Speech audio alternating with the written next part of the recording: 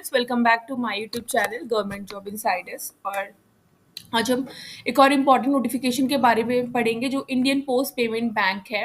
वहाँ पे रिक्रूटमेंट का नोटिफिकेशन आया है और ये रिक्रूटमेंट जो है 300 समथिंग पोस्ट के लिए है। तो जानेंगे कि इसमें कैसे आपको फॉर्म फिल करना है और कितनी पोस्ट है, क्या स्टार्टिंग और लास्ट डेट है, कैसे आपका जो है सिलेक्शन प्रोसेस होगा, उस सारी चीज़ों के बारे में हम यहाँ पे पढ़ेंगे। ठीक है।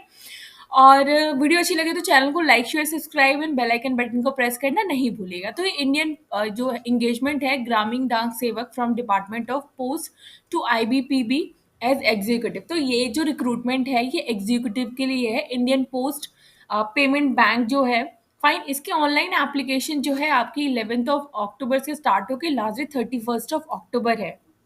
अप्लाई कैसे करेंगे आपको ये जो इनकी ऑफिशियल वेबसाइट है ipbponline.com पे जाकर यहाँ पर आपको अप्लाई करना है। फाइन, सब कुछ ऑनलाइन ही है, ऑनलाइन जाके अप्लाई करना है।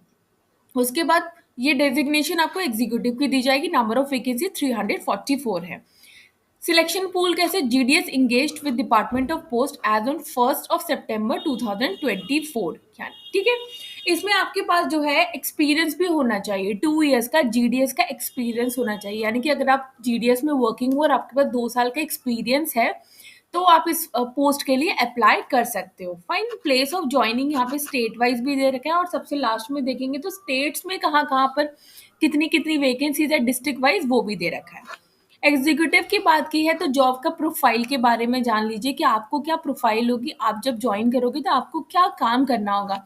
Achievements of monthly revenue target through direct sales of bank product support करना होगा in organizing customer acquisition events and run camping, conduct periodic training and education sessions for GDS on IBPB products and services, assist करना होगा in GDS in acquiring new customers for IPBP, assist IPBP officers in operations, आपको assist करना होगा, acquire, grow and retain customer relations by organizing customers event आपको run करने होंगे and run campaign run करना होगा ताकि आप customers और जो बैंक कस्टमर्स और बैंक के बीच एक अच्छा फाइनेंशियल रिलेशनशिप आप डेवलप कर पाए।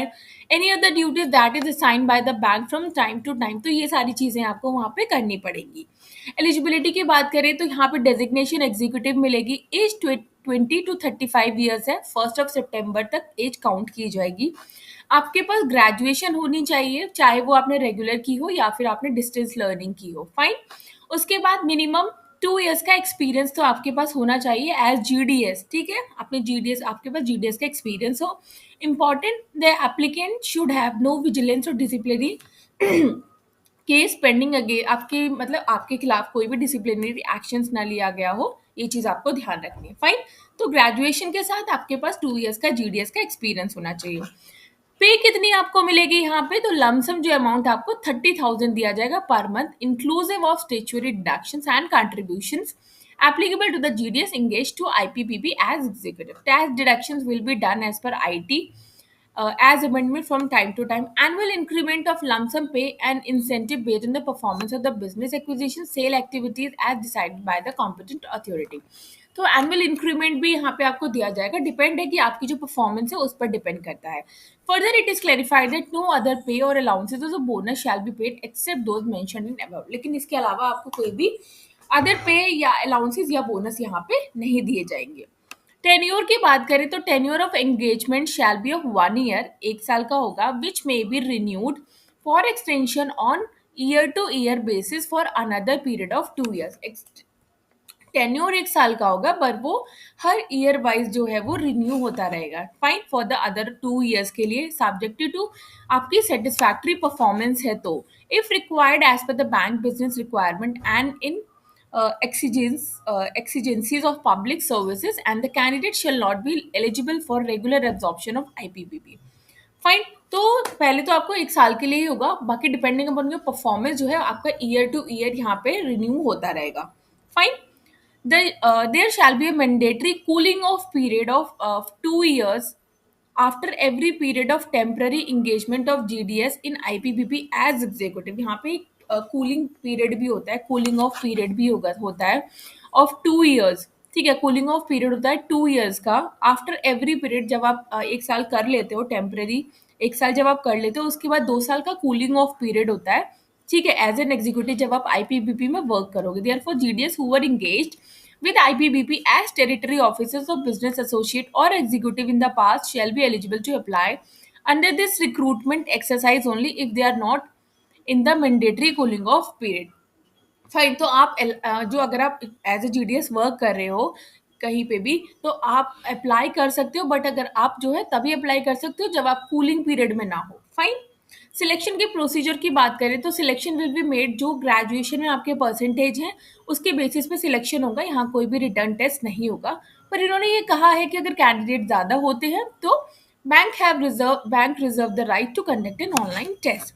If candidate equal percentage है merit list, then the candidate having seniority in service, ठीक है, as date of post shall be selected। मतलब अगर आपने पहले जीडीएस, अगर दो लोगों के, दो कैंडिडेट्स के सेम परसेंटेज हैं, तो जिसने पहले जीडीएस ज्वाइन किया है, जिसकी date of post in service seniority है, उसको पहले कंसीडर किया जाएगा। Fine. Candidate shall fill exact percentage of marks obtain in the graduation up to 2 place of decimals तक। आपको यहाँ पे 2 प्लेस ऑफ डेसिमल्स तक इट इज मेंशन्ड है कि आपको वहां तक एग्जैक्ट अपनी जो आपकी परसेंटेज है वो फिल करनी है। If any deviation is found, तो आपकी जो है कैंडिडेचर को रिजेक्ट कर दिया जाएगा। इन सच केसेस में सीजीपीए दिया है, candidate shall have valid document issued by the university और institution for conversion of CGPA. आपको सीजीपीए को कन्वर्ट करना होगा परसेंटेज में। Fine. Candidate will be called for document verification on basis document verification basis the circles wise merit लिख लेगी, यहाँ पे सर्कल वाइज मेरिट होगी, तो ये डॉक्यूमेंट आपको लेने हैं।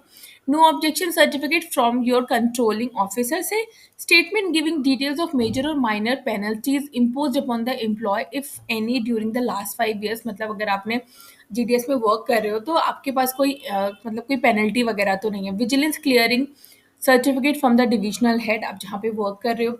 The engagement of IPBP shall commence only after completion of mandatory formalities pertaining to the relieving process as stipulated by the parent organization। Merely satisfying the eligibility norms do not entitle the candidate to be in the select list. Result of the candidates who have qualified for various stages for the recruitment process and the list of candidates finally selected will be published on the website।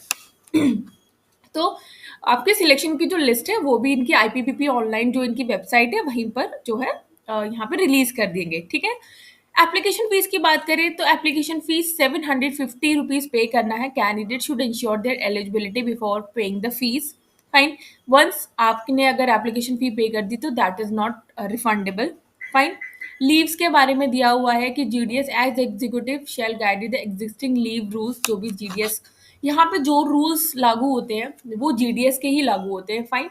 तो conducted engagement यहाँ पे जितने भी हैं जो rules हैं वो conducted engagement rule 2020 GDS के ही लगते हैं। However due payment of leave period shall be made by IPBP. Fine. तो ये लीव्स के बारे में ये कुछ कोड ऑफ कंडक्ट है यहाँ पे। Other terms in any other terms and condition pertaining engagement of GDS shall be governed by the guidelines issued by the bank। Action against candidates found guilty, अगर आपने कुछ मिसकंडक्ट किया है तो आपके खिलाफ यहाँ पे एक्शंस भी लिया जा सकता है। ये कुछ जनरल इंफॉर्मेशन है, यानी इनकम्प्लीट एप्लीकेशन है तो आपके फॉर्म रिजेक्ट हो सकता है। एनी डिस्क्रिपेंसीज हैं अगर आपने डेटा जो फिल किया है और ओरिजिनल डॉक्यूमेंट्स में, तो भी आपका डेटा, आपका जो फॉर्म है वो रिजेक्ट हो सकता है।